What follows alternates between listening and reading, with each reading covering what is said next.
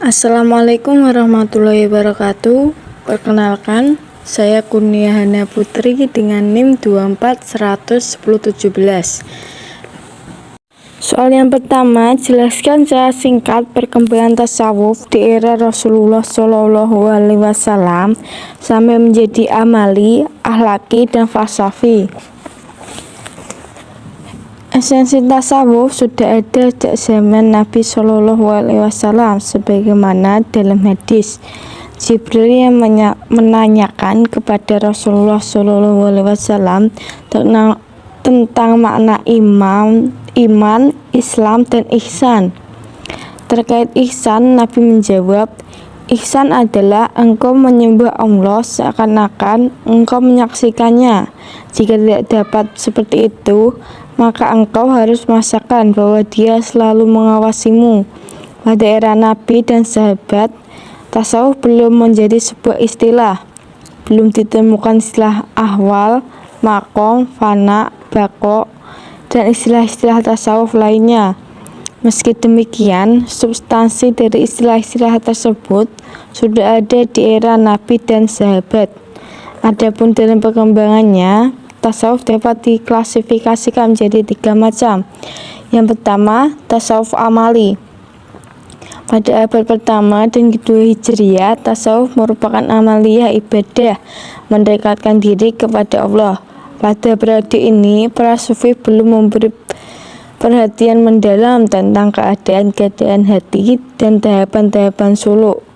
Menurut Al-Taftazani, pada abad ini tasawuf diidentikan dengan laku zuhud oleh para sufi. Di antara tokohnya adalah Al-Hasan Al-Basri dan Rabi'ah Al-Adawiyah. Dalam periode ini tasawuf belum secara spesifik.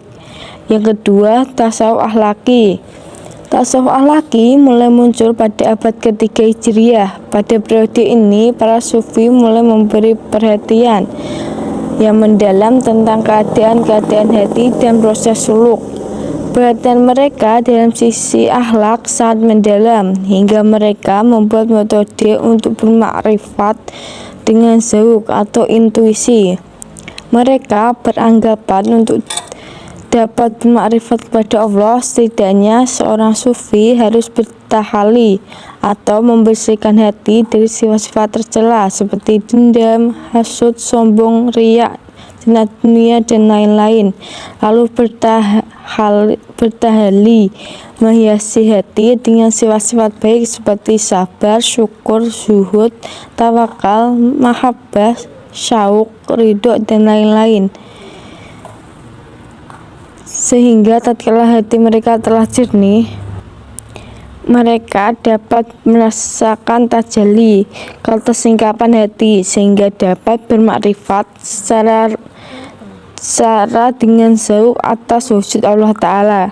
Dalam periode ini, mereka juga mulai membahas tentang hubungan antara Allah dan manusia dengan Allah. Dari tasawuf ini melahirkan tasawuf sunni, yaitu tasawuf yang sifat pandangannya mempunyai landasan Al-Quran dan Sunnah dengan jelas. Dengan kata lain, tasawuf ini selaras dengan syariat. Istilah tasawuf sunni ini juga sekaligus menjadi pembeda dengan tasawuf falsafi.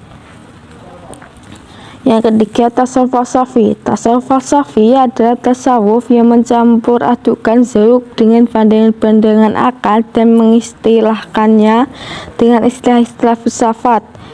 Ibnu Khaldun dalam mukadimahnya menulis bahwa tasawuf ini mempunyai 4 hal pokok yang diperhatikan oleh pengikutnya. Yang pertama, mujahadah. Yang kedua, kasaf. Yang ketiga, beridak di alam raya dengan berbagai macam-macam karomah. Yang terakhir, syatah atau lafal-lafal yang menjanggalkan, yang secara lahiriah adalah sangkaan yang salah.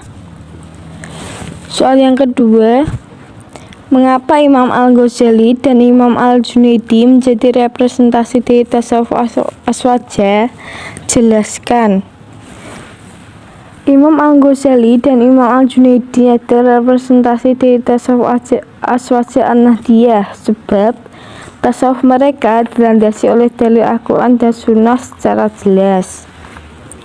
Soal selanjutnya, yang terakhir, jelaskan masing-masing istilah dari fana, hulul, dan ittihad. Fana secara bahasa adalah memutus dan menghilangkan. Dalam istilah tasawuf, fana mempunyai beberapa pengertian. Yang pertama, meleburkan sifat-sifat nafsu atau hilangnya sifat-sifat tercela. Yang kedua, meleburkan keinginan-keinginan duniawi. Yang ketiga, menghilangkan keinginan-keinginan diri dan menetapkan iradah Allah. Yang keempat, hilangnya pandangan terhadap makhluk. Yang kelima, hilangnya perasaan dan kesadaran. Dalam keadaan ini, sufi tidak dapat merasakan anggota tubuhnya, nafasnya, dan alam di sekitarnya. Menurut Al-Qushairi, dalam keadaan fana, jenis ini bukan berarti nafas dan makhluk lenyap. Keduanya tetap ada, akan tetapi seorangnya fana, lupa dan tidak menyadari dirinya dan seluruh makhluk yang ada. Ittihad berasal dari lafal ittahada, kemudian karena proses i'lal menjadi ittahada yang mengikuti wazan ifta'ala yang berfaedah mutawa'ah. Makna dari ittihad adalah bersatu. Menurut istilah, ia adalah sebuah kondisi lenyapnya diri seorang hamba di dalam apa yang dia pandang, yakni bersatunya hamba dengan Allah Al-Haq. Pandangan tentang ittihad ini pertama kali diperkenalkan oleh Abu Yazid Al-Bastami. Dia berkata, "Aku telah keluar dari Al-Haq menuju Al-Haq," sehingga dia manggil dariku dalam Yaman anta ana, yang artinya wahai zat yang dirinya adalah aku.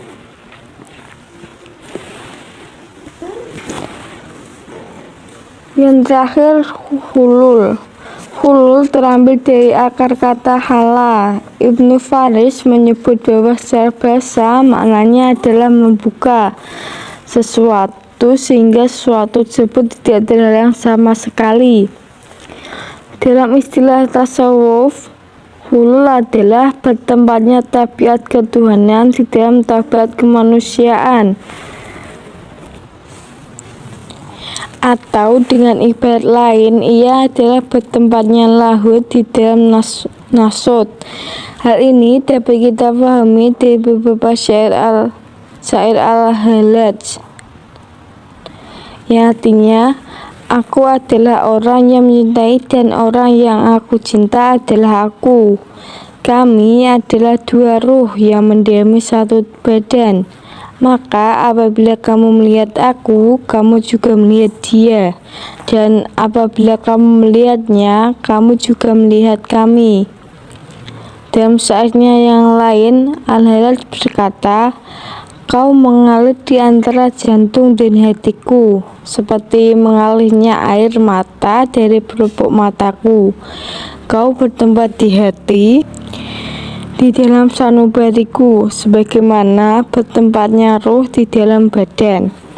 Dari makna zahir kedua syair tersebut dapat dipahami bahwa Al-Halaj berpaham hulul. Akan tetapi Al-Taftazani berpendapat bahwa kondisi yang terjadi pada Al-Halaj ketika mengucapkan perkataan itu sama dengan apa yang dialami oleh Abu Yazid Al-Bastami.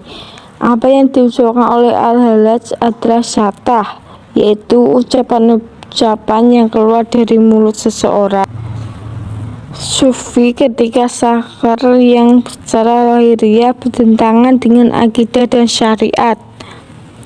Pengucapan perkataan-perkataan semisal ini masih diterima usulnya jika memang saat mengucapkan ia sedang dalam keadaan sakar, sebab keadaan hatinya menjadikan kesadaran akalnya tidak berfungsi, sehingga pada saat itu ia tidak mukallaf. Demikian jawaban yang dapat saya sampaikan. Kurang lebihnya saya mohon maaf yang sebesar-besarnya. Wassalamualaikum warahmatullahi wabarakatuh.